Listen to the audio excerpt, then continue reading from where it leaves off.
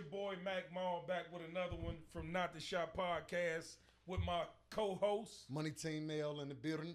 You Dig. Today we got a special guest in the building, man. One of my close friends, man. We've been boys for a long time, man, and this man got an interesting story, man. What's up, my boy? How you doing, man? Why don't you introduce yourself and let these people know who you is, man? My name is Edward Jones Bay, better known as JB, you know what I'm saying, or Ed, you know what I'm saying, to the streets. For sure, that. So, hey, that's what's up, man. I really appreciate you, man, taking the time out your busy day, man, to come down to the podcast. For sure, man. that, you know. It's all love, man. It's all, as family used to say, it's always a treat when real players meet. You already know know. what I'm saying? So You already know. You have an interesting story, man. You know what I'm saying? And I think is this your first interview that you ever done? No. No? Okay, so you really have an interesting story, man, that I think that my followers will definitely be interested in hearing. First of all, why don't you tell these people where you from? I'm from the west side of Chicago, born and raised in the Holy City.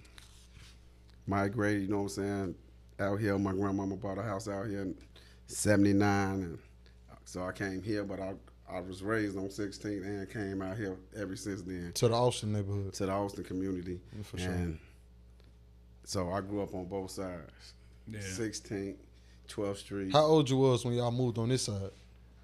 Shit, 5. I didn't stay here. Okay. My grandmama had a house out here. She bought a house out here. Okay. It was white people out here when she first. You So know, it was like I a played with weekend little white type kids thing? Weekend things when I first came out here. So For sure. it was little white kids that I played with. But you, before school and growing up, you over there in the Holy? Yeah, I went to Anton Dvorak. You know what I'm saying? Really? So, coming from the west side, right? You being young, obviously we're going to get into your story, but give us like a slight picture of how it was for you growing up as a kid. See, me growing up as a kid, you know what I'm saying, it's a twofold, you know what I'm saying, like I say.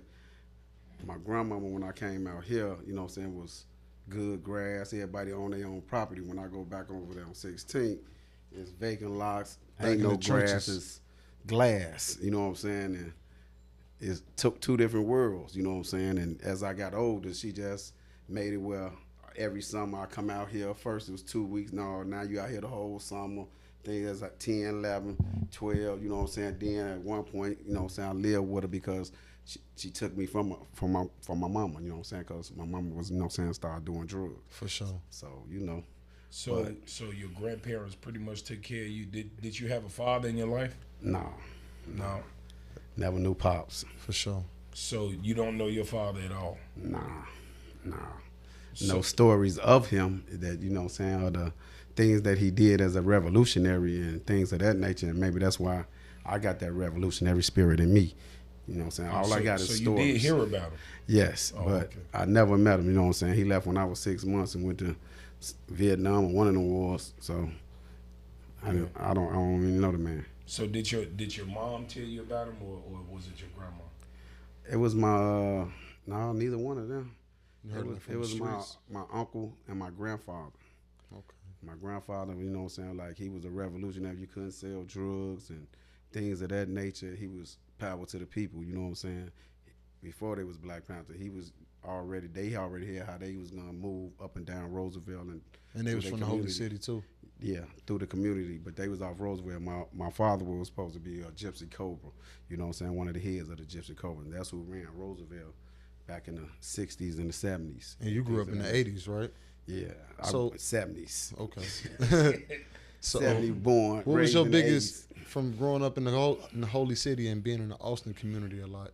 What would you say is your biggest outlook, like the biggest difference between the two when you was at your grandma's house and far as being? As a kid coming to my grandmama's house, it was all love, and you know what I'm saying. This is where all her kids dropped their kids off every weekend. So it was like Big Mama house. Right. No, that's what it was. For sure. That's exactly what it was. For sure. All my life, I called my grandmama mama, and I called my granddaddy daddy. For sure. You know what I'm saying? That was my whole life. I only called my mama when I wanted something. And, you know, that's what she always say. If I said mama, or what you want. You know you from the big. Right, what you need. So, like, obviously you fell off as like an average kid with no father, you know, in the hood circumstances, you got involved into gangs and shit like that. At what age was it when you jumped off the porch, when you started living the street life? Wow. 7 years old is when I was the first lookout. And what year, just for context? Man, this had to be like early 80s. You know what I'm saying? 81, 82, something like that. I was 80, something like that. I was 7. I was the lookout. You know what I'm saying? For the older brothers in the building, they were selling leaf. I lived on 16th and Drake at the time. And but they was really looking out for me because my mama was going through some things with her past relationship with my little sister and them father, and we was starting anew, and For sure. no man, I was the man. For sure. And they So- at least they sheltered you a little bit. That's little bro. They bought me my first, you know what I'm saying, bike, you know what I'm saying, with the banana seat, the yellow mags. I used to ride up and down the block with it, you know what I'm saying, and I'll never forget, you know what I'm saying, it used to be a blue 9.8, 30s and 40s, gold nose, all this and that, but it was blue. You know what I'm saying? He had a perm, you know what I'm saying? So I knew he was a GD. He used to beat down the block, would go that way, you know what I'm saying, when he hit off 16. Man, that man seen me ride my bike one day. That man took me off my bike and put it in his trunk. I'm like, this dude getting money, chains and everything. I was like, man, they like, what happened to your bike? I like, man, dude, with that car that come down. About 10 minutes later, my bike brought me my bike back. Brought me my bike right back. Dude with the car, you know what I'm saying? The sounds would come down to the blue 9.8. He did what? Man pulled over and took me off my bike. Why you take this shit? I don't know. And this was when you was 7? Nah, I had to be like 9 then when they had bought me that bike. So, do you have any siblings? Yeah, I got yes.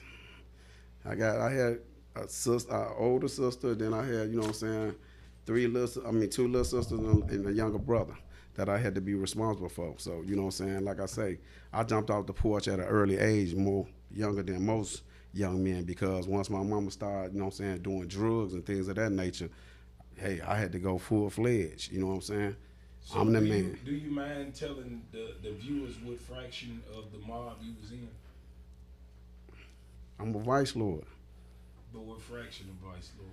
the original, The original. 32212. Facts. So, growing up on the west side of Chicago, obviously you put in your work and you became somebody in the street, right? And well, at a young age, I was always told, you know what I'm saying, you the future. And I was raised by some real dudes at the time, you know what I'm saying. They showed me a lot of love, and they guided me, kept me in school. I always had to go to school. It was mandatory that we go to school. Ain't no, you had to go to school. And then if you get caught, when we was in high school, if you get caught doing school hours, you know what I'm saying, Friday when that demonstration comes, you getting violated. And ain't no exceptions, you know what I'm saying? That's just how it was. It was order, man, and it So- was way better. We had, but we loved the school anyway. It just, you know what I'm saying, once we was able to hustle for ourselves and stop them buying us Jordans and them taking us on the trip. And once we, you know what I'm saying, I was always spanking anyway. So the little rascals, I was always spanking. So So I always had some type of hustle for me and my homies to do. We shoveled snow, we raked leaves, we had pop bottles, we did collect cans, we did everything. Passed out flyers for all the business on the west side, up and down Madison, Roosevelt. I stood at Pop Pins, I stood at Buddy Bears on Roosevelt. This is just things I did as a kid, but when I came out west and stood at the Jewels in Oak Park, I got way more money. Yeah, me too. I used to go to that motherfucker too. Way more money. Man, carrying groceries. Way used to be more the money, shit. especially the holidays around Christmas. It ain't the That's same how I no was, you more know what I'm at saying, as a all. kid, able to, you know what I'm saying, buy my mama's gifts and things of that nature. But my grandmama gave us everything we wanted at her house. But, you know, her and my mama was about, these my kids, you know what I'm saying, and my mama was, you know what I'm saying, battling with her own mama, you know what I'm saying, so going through that. So I still had to, but she still allowed her to let us come over there on the weekends and then the summers and things like that. And then my grandma was like, no, I'm just going to take them. You know what I'm saying? They here. So when you jumped off the porch, obviously you had went to prison, right? Do you mind telling us about that case? No. My case is a lot of he say, she say, so it doesn't even, that, and something that I went to jail for something that I had nothing to do with, so it really don't even matter. It was something that blood. Your first case? No, it wasn't my first case, but blood wasn't on my hand, and I shouldn't even went to jail for what I went to jail for, but that's neither here or there now. That's in the past. That's over damn near 30 years ago, you know what I'm saying? And I'm going to leave that. How much time did you do? I did 15 years straight. What was the charge? Murder. They charged you with murder? Yes. So you went to jail for a murder that you didn't do. Exactly. And you took it on the chin and didn't tell on nobody. Exactly. But I ain't had nothing to tell on no one. I had nothing to do with it. Had no knowledge of it.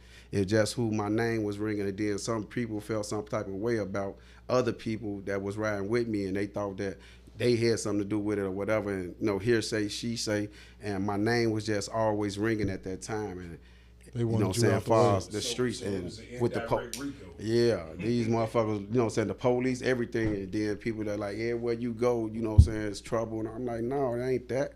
It's just I come from a different time and era, and a lot of people don't live by the same codes that I live by. So, we lost a lot of good men for nothing on all sides. And the way I live now and the things that I learned during that incarceration, them 15 years of me being in prison, they changed my whole life. It's not just 2212 or none of that. I embrace everybody, you know what I'm saying? But I learned that once I went to prison, you know what I'm saying? But when I got to prison, it was like they thought it was a badge of honor. I didn't look at it like that. I think I was more useful still on the streets. How old was you when you went to prison? I was 22, going on 23, when I went to prison for the murder that you're talking about. But I had plenty of cases before that, but I always beat them and bond out of jail and things of that nature. And then I ain't never had to go do no serious time because I was young and I was, living my life, and I was beating the cases, and the people that I was under, we was getting a lot of good money, you know what I'm saying? It was love. And they was. So you had support? I had a lot of support. All my life I had support once. Let's get this understood. This is, far as Vice Lord, the original 32212, my family always was there from day one. When they started this, my granddaddy ran with Pablo and all this and that. They came from Mississippi together, but my grandfather never joined. His sons and his grandsons joined, but they used to sit in my grandmama's house, on Avery's and all this and that, and eat every Sunday and all this and that before they even formed Vice Lord and when they formed it. But my granddaddy, like I said, he never joined, but his sons and grandsons and great-great-grandsons, so forth, have. But he never did. My grandfather was a construction worker for over 30-something years, took care of his family. Never, but he hung on 16th in Lawndale his whole life. When he get off work, he right there. Anytime I wanted anything, I need anything, my granddaddy was there, over there. But I chose to live a certain lifestyle and want to help and do more and be a man on my own. And sometimes that got me fucked up. Like the first time I stole my uncle them gun. So you say you had caught a couple cases before you did the 15-year bid. What was the first case that you ever had locked up for? The first case I ever got locked up for was somebody running over my homie little sister on bike. They ran her over and kept going on the bike, like 12 shorties on a bike. Mm-hmm. She was 5. They ran her over and kept going. And we ended up catching up with them later when we was passing our flies. And took their bike, beat them up, took their bike. When we was going to get our money for the flies, they was there with the police and their mama. Tell me this, right? What was the West Side like for you? What is the difference between how it is now and how it was then? It was When fun. we had sheaves and order It was what I can say about far as the West Side having order and things of that nature is that it was more structured and everybody knew everybody in every neighborhood and it was generational. So you couldn't do certain, anybody can, you know what I'm saying, like, boy, you knew to act right, you know what I'm saying? You already knew that. You knew to respect your elders who are the bam. Even when you jumped off the game and y'all started doing X, Y, and Z on certain blocks, you already knew, don't stand in front of her house, woo, don't go on her gangway, don't do nothing, woo. You tell your guys that, no, don't go over there. But that same old lady that tell y'all don't go by her house, but when the police come, that same old lady, y'all come over here, them babies ain't did nothing, come over here. And soon the police leave. Y'all know, get the fuck off my porch. I don't want to see nothing happen to y'all, but y'all don't fuck up my No, shit. because it was an understanding, because even when it got cold and things like that, don't worry about it. We're going to pay your gas bill, things of that nature. Yeah. And It was you know what I'm honor. saying? That's how it was. You know what I'm saying? Keep the block clean. You know what I'm saying? How many kids live on this block? If you hustling on this block, buy all the kids' shoes and things of that nature for school and things of that nature, book bags and all this and that. That's how it go. Anybody go to jail, you got to go get them. One note, leaving nobody in jail and all of that. No, that ain't how it go. Different times. And you know what I'm saying? I was glad and blessed to come from an era that showed me direction and know the foundation from day one, because my family had been part of the foundation from day one. So it's no foundation, no structure now. no. It's cliques and every man do for themselves. They say they this and say they that, but no, man. And then, you know what I'm saying, how they move is not right. You know what I'm saying? It got to be a principle. It got to be a purpose of everything that we do, not just because clout or being on no motherfucking internet or none of that. We don't. It's bigger than that. You know what I'm saying? We losing too many brothers over nonsense for nothing. You know what I'm saying? Too many young brothers. And that's what I say, you know what I'm saying? In prison, I changed my life in there. Not while I came out. When I was in prison, I changed my life, reformed my life myself, you know what I'm saying? Started to educate. All my books that I got in was all educational books. You know what I'm saying? Went to everything they had in there. They wouldn't let you get nothing but a associate's degree. You couldn't get no bachelor's, master's. They had stopped that, you know what I'm saying? When I got in school and things of that nature, you couldn't get nothing but a associate. But I got that, business management, construction, you know what I'm saying, peer counseling, anything. And then I helped form the reentry things, far as, you know what I'm saying, bringing everybody there before you come home. 6 months to a year before you come home, you need these services, you know what I'm saying, ID, license, you know what I'm saying, where I go to get housed and things. You For need, sure. you know what I'm saying, jobs, things of that high convicted felons, you know what I'm saying, because that's a big hurdle for us back then, having an X on your back. Ain't no job, so that's what made brothers go right back to doing the things that they used to do and think that they're going to get a better outcome. How long was you in jail before you started, you say, changing yourself? I think like after 7, 8 years of me being in jail. But it was like, So you was in there living wild for 8 years. not wild, but I can't say You was that beating because niggas and taking their lunch. it was different for me. Like I say, it was different. I had epiphanies at different times. Like I told you, when I first got to Stateville, you know what I'm saying, I had the epiphany then, you know what I'm saying, everybody, you know what I'm saying, you know, cheering and woo, all this and that, like, yeah, woo, woo, you know, and people, yeah, I've been hearing about you all these years in the street. Now, you should have heard about me once you came home, not me coming here with you.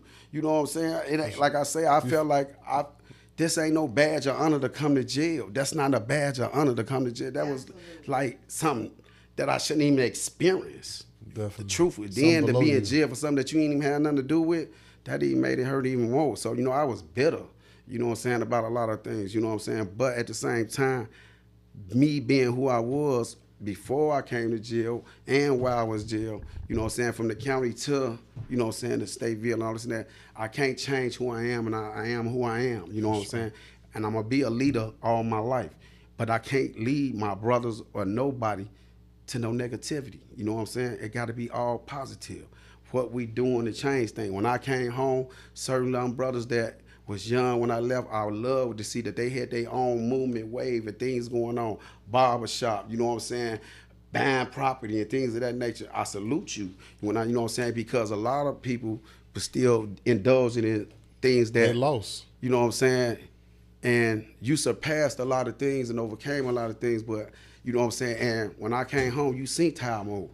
Everybody expected me to go a certain way, but I went a whole different way, man. I can't go back and reclaim none of that. And I live better now in the things that I do, as far as the businesses I got now and all this and that, just legit. And me being part of the solution. I work in violence prevention. I work for the Institute for Nonviolence. I help brothers when they come home, I help them get back on their feet. You know what I'm saying? Plus, I'm a member of NAFI, the National Alliance of Empowerment for the Formerly Incarcerated Men and Women. You see what I'm saying? Benny Lee. I've been doing this from day one. I told him when I was in jail, when I come home, I'm with you, and I'm going to do everything to change the things that I helped corrupt when I was out there. And he like, okay, I'm going to hold you to that. And when I came home, that's exactly what I did. I ran that reentry circle for years, just me and him at times. And it's just anything positive, you know what I'm saying? Teaching my kids and teaching my grandkids, that's all I want to do. I want to be about uplifting and changing our outcome. In the program that I got called Hope, that, you know what I'm saying, that I run through my job, it's called Helping Our People Excel. I try to get people coming out of jail. If you don't want to work for nobody, the entrepreneurship. I try to put out 20 entrepreneurs in the Austin, West Garfield, North Lawndale community every year, because that means what? That's economic power. And that's what we're lacking at as a people. Definitely. Everybody else in our community but us. So if I open up 20 business throughout the city for the next 5 years, that's 100 business. That means that we can network, and that means that that's a stronghold in our community. And then we need to do not just me. If I do 20, you do 10, you do, you know what I'm saying, help brothers set up their LLCs and start their own business and get them out here. They storefronts and all that. That's what it's all about. Helping each other, economic power. It takes finance to uplift the nation. Simple. Man, you got a motherfucking Charleston White story. Straight up, man. You man. So tell me this, right? What was the wildest shit you ever saw when you was locked up? Cause we hear all these fabricated ass stories about all this bullshit. What was, you been there 15 years? What was the wildest shit you ever seen? Riots, man. Don't nobody like no riots, man. But the wildest shit is when we, you know what I'm saying, all came together and, you know what I'm saying, with hunger strikes. You know what I'm saying? When we all ain't eating for weeks. You know what I'm saying? No commissary shit. Whatever commissary in your box, and then the nation box, when it dwindle, everybody is eating a noodle a night. Whatever you trying to do, you know what I'm saying? But you ain't accepting it with them, what they come up. No, don't bring that on the galleries. We ain't on that. And then, you know what I'm saying, as time go, to see men fold. You know what I'm saying?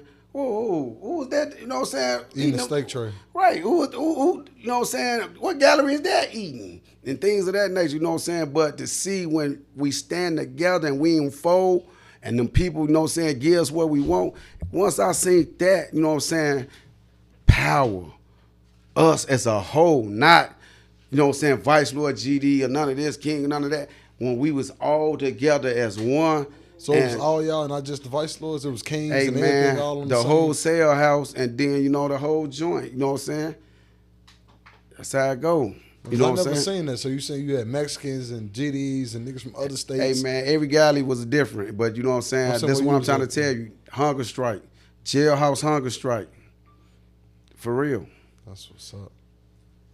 It take after 30 days before they even notice us. And then trying to force feed you, you know, all these things, and come in there and pepper spray you and take you out your cell and force feed us, cell at a time, things of that nature. No, get them people in here. You know what I'm saying? Let me ask you this, right? So I heard stories about, because I've never been to prison myself. You know, I've been to the county. That's the farthest I've been, but I've never been to prison. They said motherfuckers be old as hell. The hypes that niggas be treating on the street, get in jail and be running shit because they have stars. They be UEs. Is that true?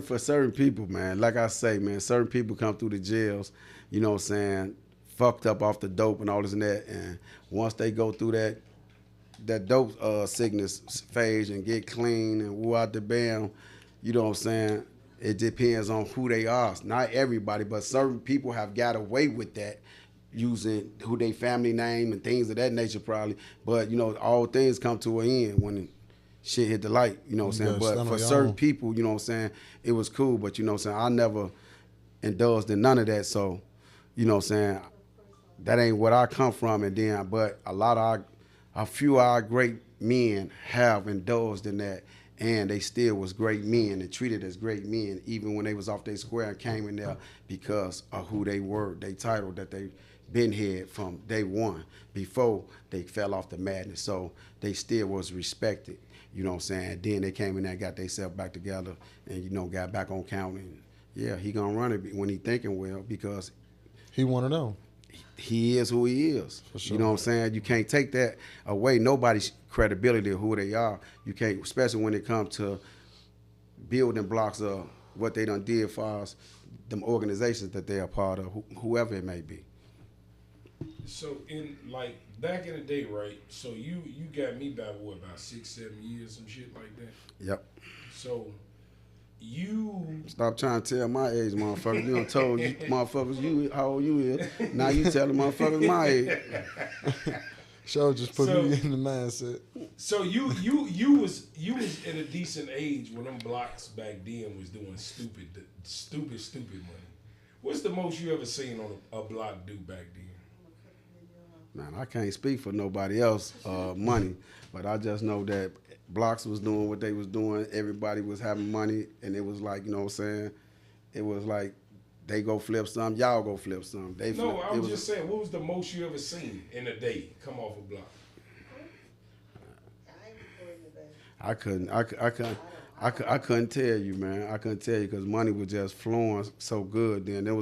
There was some good times then, man, and I ain't finna sit here and put no number on what nobody was doing or what, you know what I'm saying? I ain't finna do none of that, and it was good, the good times. That's all I'm gonna call it, good times. You ain't see no hating or no jealousy. There wasn't really no hating, no jealousy. Everybody was getting money. You can ride up. Listen. You get money, then you ride up, you know what I'm saying? You can ride down Homan. You can ride down Jackson, Chicago Avenue. It was certain, strips that you ride down, just females everywhere, all on the porch, kids out, you know what I'm saying? It was, they playing double dutch. So was it a strip on Madison with a whole bunch of nice cars and all that? Because I heard they used to have Madison rolling back then. Yeah, Madison was rolling. Roosevelt was rolling. We used to have Roosevelt like Crenshaw. 16th Street like Crenshaw. Everything busting. Everything busting everywhere. Wherever you was from, everything up and down Cicero, everywhere. That was right there on the land. Stardust. Motherfucking Stardust. Well, everybody know about the Stardust. That bitch used to go up, didn't it? Yeah. Everybody know about the Stardust. Motherfucking Stardust, goddammit. These niggas old, y'all, not the Shop Podcast. That bitch used to be lit. Everything busting.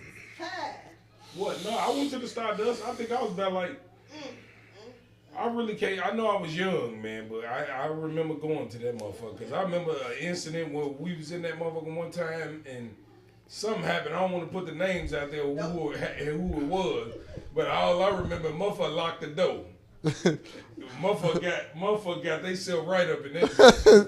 Motherfuckers in there tweaking and got theyself in a situation. They wasn't ready for it. They didn't know that was coming. You feel me? They locked the motherfucking door in that bitch. Now you can't leave. Now you can't leave. Nope. You feel the door was open. Now you can't leave. That was the shit you was talking? You feel me? That shit, boy. They went up in that motherfucker, man. But it was a different time and era, man. The money was good and things was good. Life was good. So what about this? And I want to ask people you. was, you know what I'm saying, even when guys had beef, you know what I'm saying, beef didn't really last that long because you had to get back to that money, man. It was about that money. For sure. That's you know exactly what I was going to ask you about. Money, like, you know the beef back then seemed like it was put to rest real easy. Like, if a nigga did something get back to that pocket, money, man. We're going to find out okay, let them fight or whatever happened, you know what I'm saying? We're going to get down to the motherfucker was bogus. They're bogus. Oh, I got this. Okay, he in violation. Okay, because we ain't on that. We players. So how old was you when you saw your first body drop? Man, now you asking boys in the hood ass questions, man.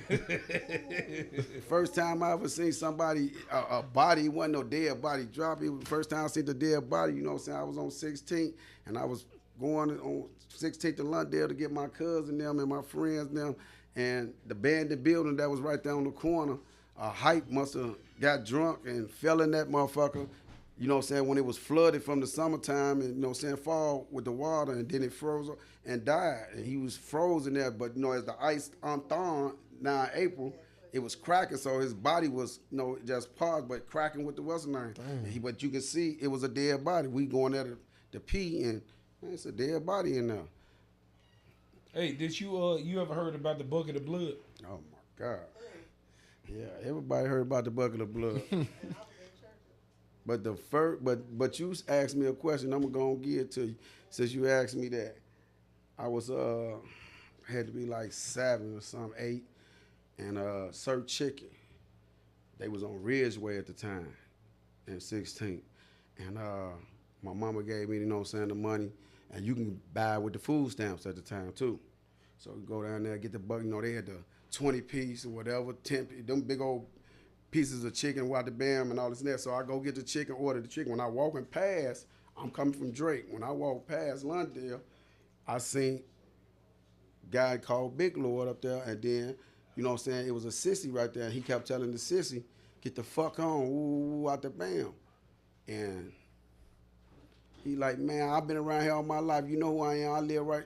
Man, I don't care if the brother, you got to get the fuck on. You a Geechee, woo out the bam. That's what he telling them. And you know what I'm saying? When I walk past and go and order the food, then I go across the street to Super Z and get the motherfucker 3 liter. You know, we had to get the 3 liter. Me and my little brothers and sisters. Get the 3 liter. Bitch was like $1.99 back then. Man, when I come back walking past, when I get the chicken and go get the chicken and walk back past, all I see, motherfucker see, I told you, leave me alone. He up the butterfly knife. Man, he hit him like 10 times so quick, before he even fell. Then he just got on top of him. He was just, I told you, leave me alone. And I was short, and I'm like, standing there like, and then he just got up and started walking. When he walk a block, then, you know, I got to go the same way. Then I was like. You trying to get him stay ahead of you. Right. I was like, he was just walking with the knife in his hand, switching, going down the street. I'm like, man, that shit crazy. Damn. Hey, I know this shit is off topic, but I want to ask you, man, because you an OG, I'm an OG, you are a triple OG, I'm just an OG. You a triple OG. Triple. Did you get violated in or blessed in? I got violated in. I don't know about no blessed in. I had to run the gauntlet. Yeah. I had to run the gauntlet. Shit, you had to run the gauntlet. And you had 5 days to learn your literature. So 5 days. We stood outside 5 days. So look, right. 11 years old. You started your Barnonefearnone. Before we get into when you started, tell me, where did the name come from? Barnonefearnone was my record label back in the 90s before I went to jail. And, you know, we was doing shows, doing things, and it's starting to blow up, but due to circumstance, I went to jail. One of the main rappers, he died in the car before I went to jail. They shot my car up 30 times. He died. My little cousin, them, you know what I'm saying, they moved away for a while, but came back, and they got locked up for bank robbery, trying to get money to bum me out and things of that nature. So it was a crazy time, man. And I was going through a lot at a young age, and then I was still responsible for a whole lot of other people, plus my kids and family and things of that nature. And it was just overwhelming, but man, it was a crazy time. So you had Barnonefearnone going back in the 90s. That was your record label. So when did you actually start making apparel and making it, you know, where you say you gonna take off with the clothing line? When I came home. But before I came home, I already said that once I come home and get my company back and all this and that, I was going to change it and make it a corporation and things of that nature. And I was going to make it a brand and do multiple things up under it. You know what I'm saying? Because the meaning never changed. What Barnonefearnone mean, it has never changed. What it meant back to us then and what it mean now. You know what I'm saying? And Barnonefearnone is an acronym for, you know, brothers and sisters out the right, nation of Nubians everywhere. Black kings and queens above all, fear no one but the Creator. Barnonefearnone. That's what's up, man. I fuck with the movement, So man. when I came home 2013, I had started, you know what I'm saying, just sampling with a few shirts and things of that nature. But by me going right back a year later, 14, just out for a year, fighting a life sentence after that, you know what I'm saying? It took me 3 years, as you know, to beat a life sentence after I did the 15 years. I was only out for a year, and they snatched me again. Now they trying to give me life. Not guilty. Here I am. And soon I came home. I went over the road. You know, I went and got my CDLs first. Soon I got out and went over the road. I did that in like 3 weeks and went over the road for 6 months, then got my own truck and things of that nature. And I always said I wanted to give back, so that what made me get back into Benny Lee. What I told him, I stood on that, and I doing that reentry circle every Saturday, and then I started going to all these different events and helping brothers, you know what I'm saying, when they come home, and start going to the joint with him, Sheridan, and brothers that I knew was there, you know what I'm saying, and hypes I knew, you know what I'm saying, from when I was slanging and things, I was like, man, looking good, and bands and choirs, man, you look good, and all this, you know what I'm saying, and you about to come home, man, I want to be able to help you stay on that track, because you a good dude, you know what I'm saying, when you ain't off playing that shit, you know what I'm saying, or you a good dude when you ain't under the influence of alcohol, you know what I'm saying, things of that nature, or you a good dude when you ain't messing with old boy and them and things of that nature, because people was easily influenced by others at a young age, you know what I'm saying, it's just, like I say, all my values was taught to me by bad dudes, but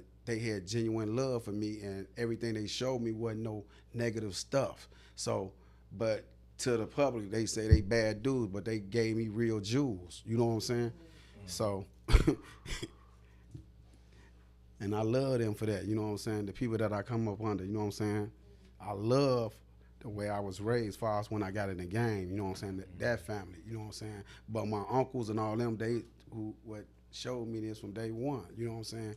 I wasn't around when they was, Pablo and them was sitting in my house with my grandmother and grandfather every Sunday and all. I wasn't around for it. I wasn't born, you know what I'm saying? And they was kids, you know what I'm saying? But when I was born, this is what y'all showed me, and then where I came from, this is all I had knew, you know what I'm saying? But everybody knew me because my family history and all this and that, and everybody made sure that I was straight, whether I was on 16th or wherever I was at, you know what I'm saying? They knew who I was. That's a Jones boy, you know what I'm saying? Mm-hmm. So that's Dick grandson. So obviously I think you was in prison when this happened, right? But I know you knew Shoe. Yeah. And that was my man. When that whole situation with Shoe went down, how did you feel about it when you heard about it? It was heartbreaking because it was heartbreaking because I didn't understand none of the things that was going on, you know what I'm saying, for us with him and people younger than him, because he came from my generation. So I didn't understand that period. And then for whatever reason, how they say he got killed, you know what I'm saying, I don't know, you know what I'm saying, from what they say he got killed, I don't know. But it was like right there on my block, you know what I'm saying, so I don't know. So ultimately, right, 2 different generations, and I didn't understand how he was even involved with different generations. So yeah, I mean, Shoe was a good dude, man. I fuck with him. I used to buy weed from that nigga, man. He was the weed man. You know that was my homie. Well, yeah. you know, that was my homie. It's unfortunately that obviously everybody know who got charged with it. You know, we don't gotta say what it is, but I actually knew the other guy too as well. He was a good dude in my eyes. I never had no issues with none of them niggas. You know what I'm saying? Both of them was cool player type dudes. You know what I'm saying? It was a real unfortunate situation that happened, man. You know what I'm saying? And I see his Shoe son grew up. You know, I actually see well, I haven't seen it in a while, but I used to see Cookie on Facebook and shit, posting and shit. I think she got married or something. Yeah, she married. Yeah, I think she got married. Yeah, I'm happy for her, man. That's what's up, man. It's been a lot of shit, man. So, like, as far as North Avenue go, Have you been through there lately? It's a ghost town. It's totally different from the 90s, the 80s, the 90s. You know what I'm saying? Because the 80s, it was, you know what I'm saying, a lot of white boys, the Latin brothers, and my uncle and them had to fight all these, you know what I'm saying, gay lords and all this and that, and it wasn't that many blacks. And then, you know what I'm saying, that's why I say everybody that was off North Avenue, they all stood together, you know what I'm saying, and we was the 10, 11-year-olds up under that. So then when, you know what I'm saying, when 89, 88, 89, 90, you know, I'm 15, 14, 16, you know, it's a different ball game now, you know what I'm saying? And we running through there, you know what I'm saying, because they moved out, you know what I'm saying? A lot of them moved out and things of that nature because more and more blacks started buying the houses through there. And when the blacks did buy the house, like I say, it was still a good time because everybody owned their own property, kept up their grass, watered the bam, and things of that nature. I think it was just, as time went on, and them people died off and their kids was into drugs and inherited the houses, then people was losing the houses that they people done had for 30 years and things of that nature. And because they was getting high and didn't pay the taxes. The house already paid for it. Your mom and daddy already paid for it. Y'all just couldn't keep it up. All you gotta do just is keep it. The taxes and keep it up. Right. But, you know, and that happened to a lot of families in the Austin community. You know what I'm saying? Once the drug, you know what I'm saying? And I think that, and then the kids, from them kids, we got to survive, hustle. And then it started being not just that way, the west side, all that way was just more every block. You know, you grew up, you know what I'm saying? Everybody trying to, you know what I'm saying, What make a year did living. you see the change? Early 90s. 92, 93. 92, 93, like that, early 90s. That's when you start seeing the change. So you joined the organization, right? Do you currently still work for them? The organization that you work for, that Institute for Nonviolence. right. Yeah, yeah. Right. So tell me about that. What is that organization and what do y'all do for the community?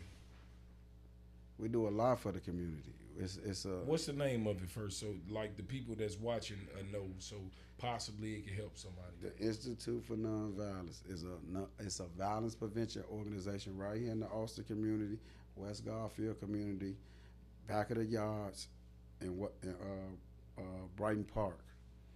4 different communities that we are attached to, but we have street outreach, which try to, you know what I'm saying, come to stop a lot of things or return to the scenes. You know what I'm saying? They go on the scenes, they boots on the ground. You know what I'm saying? Then we have victims advocate, which ones respond to all these shootings, and when people get killed, you know what I'm saying, we offer our service as far as helping with the repast or things of that nature. We be standing out there at the funeral, all of the green shirts, you know what I'm saying, because a lot of these be retaliation shootings, and, you know, they were shooting up funerals and things of that nature. And we just try to curb violence and, you know what I'm saying, counseling for the victim family, the kids that he left behind, things of that nature. Then we have a workforce development section where we help people that, you know what I'm saying, trying to get jobs. We help them build resume skills, you know what I'm saying, motivation interviewing.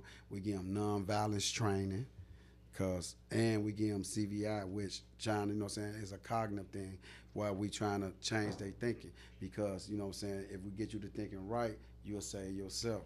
Don't nobody need to tell you what to do as long as you're thinking in the right state of mind. For sure. You know what I'm saying? You know what to do. Gonna We stay all on the do. right track. If we human, can't nobody tell me when you done something wrong. A wise man can feel his own imperfection, and he is humble. If I offended you in word, act, or deed, my next thing is to make a speedy reparation. You see what I'm saying? Because I offended you. Right, and that's what I'm trying to do when they come to the situation that we talked about off camera. But everybody is, listen, you got to always remember this. All flowers don't unfold at the same time. Where you at in your portion of understanding don't mean somebody else is at the same portion of understanding. You know what I'm saying? So they might be stuck at their portion of understanding, or not just even stuck. They might just have tunnel vision and see it their way because this is their emotions and their feelings. You see what I'm saying? And you can't tell nobody how to feel about them or their loved ones. That's facts. You know what I'm saying? It's just like you can't tell nobody how long it is to grieve about losing someone. I agree. You know what I'm saying? But you know, marriages and things of that nature done broke up because it's like, man, you still grieving, we trying to move on, but you can't put a period on grief. Especially with men and when women. you lost something that's yours, especially something that you created. If you lose a child or something like that, I have never, but you know what I'm saying? I just can imagine, but I'm just saying, you can't tell nobody how to feel, or just losing a best friend or losing a homie. I done lost a lot of them and people that I cared about, so I know how that feel. You know what I'm saying? And I done lost my loved ones as well, so I know how that feel. But at the same time, every situation is different. I can't tell you how I feel to lose a child. I never lost a child. You know what I'm saying? I can sympathize with you, you know what I'm saying, have empathy, but I can't, what's the name, tell you, oh yeah, you know what I'm saying? But I lost my mother, you know what I'm saying? So somebody losing their mother, yeah, I can comfort you on that. Because besides just telling you my condolences, I can comfort you how I got through when I lost my mama. And I lost my mama when I was in prison. Yeah, I 100% agree with you, man, because at the end of the day, I'm a real nigga, man, and I got a heart and I got a soul. You know what I'm saying? And so I'm sensitive to everybody's feelings. You know what I mean? At the end of the day, because I'm just a real nigga, man. Right. And people that I've been knowing for a long time, I respect their feelings, man. You know, because I ain't no internet nigga. This internet shit don't mean shit to me, man. You know what I'm saying? So if it's any situation that I can attack and make it right, I'm gonna make it right, cause I'm a real nigga. I don't have pride problems. I'm content with being a real motherfucker, and real niggas do real shit, and it's just that simple. So with that situation, I totally understand. You know what I mean? Although I think it should be laid on the table where that party should understand that I wasn't even thinking that way. You feel what I'm saying? It was something else in my head, not that. But you can't get in nobody else's head and tell them how to feel. So I ain't. I respect it. Okay, we're gonna respect that and we're gonna move on from that. I'm gonna finish telling you about the other great thing. We have a behavioral health team that deal with therapy. We provide therapy for anybody in these communities that need therapy. You know what I'm saying? That's part of our participants, our clients. You know what I'm saying? Then we have a case management. That means anybody in the community, you on hard times and going through things, you can come up there, Water Band will help give you resources to find jobs and things of that nature, help you get back on your feet, you know what I'm saying, by referring you to the things that you need to do to better yourself. Now, then we have a reentry team, which is what I do. I help people just like me that was in the same situation I was in. But only difference is when I came home, we didn't have all these resources to help brothers.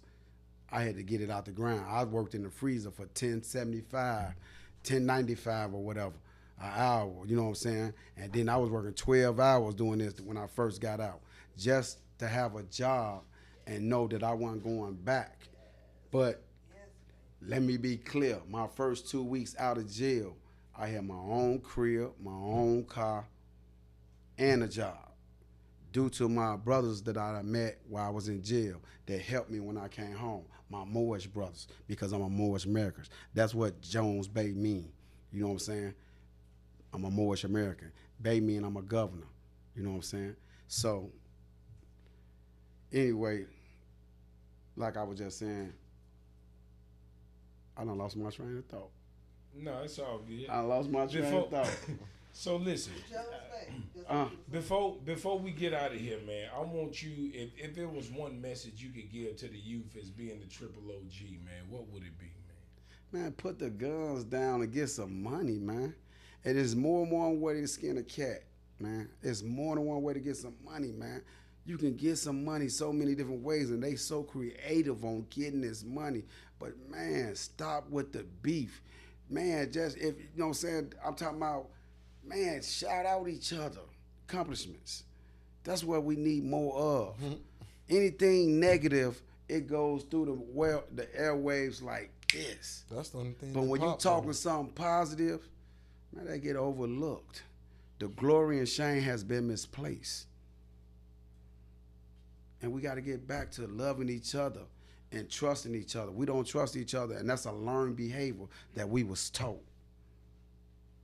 A learned behavior to hate each other. We hate each other more than anything. And we are up and kill and shoot each other 30, 40 times like it ain't nothing. But your true enemy, you won't even do that to. Facts. You got a page or something? You got Barnonefearnone. Instagram, y'all. I got a scan code, QR code, man. That's my business card. Hold it to the camera so they can see it. Pull it all the way out, like make it big.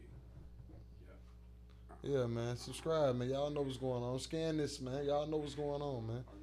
Put your phones to the screen immediately. What is that? But it's a clothing line. It's a corporation. I just don't do clothes. It's a movement. You know what I'm saying? Like I say, I do things, book bag, pass out. I do all type of things with Barnonefearnone. But now I'm starting my own non-profit, Edward and Demeter's, you know what I'm saying, beloved community for returning citizens and the people of the community. So my thing is help people coming out of jail, and I want to utilize these vacant lots and things of that nature and do fresh gardens and put fresh markets right in our community, right on the corners. Your grandma will go right back to the corner right here and get fresh fruit, quality and quantity. You see what I'm saying?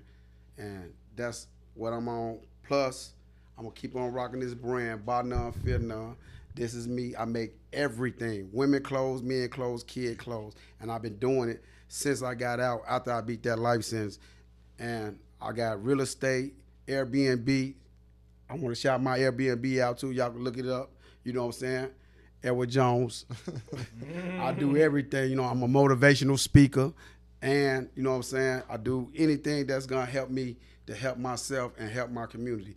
And I'm going to continue to do this and pop my shit, man. And I'm all about uplifting. If you're looking for a job or things of this nature, come holler at me. If you just got out of jail and you need to get on your feet, come holler at me. I'm going to show you the way. But like I say, I'm trying to put 20 LLCs in each community each year. So I know that that's a network, economic network. And we, no matter what it is, we all going to shop with each other and buy from each other. That's what we have to do and stop, you know what I'm saying, shop with these other brands. You know what I'm saying? Sure. You my homie, buy something from me. You know what I'm saying? This is what I do. This is how I eat. I buy clothes. I sell clothes. I don't sell blows. Man, he lost in Not the the sauce. shop, the surgeons. Hey, I ain't even Zena talking about Films, Mac Mall, Money Team Mail, Barnonefearnone. We in the building, man.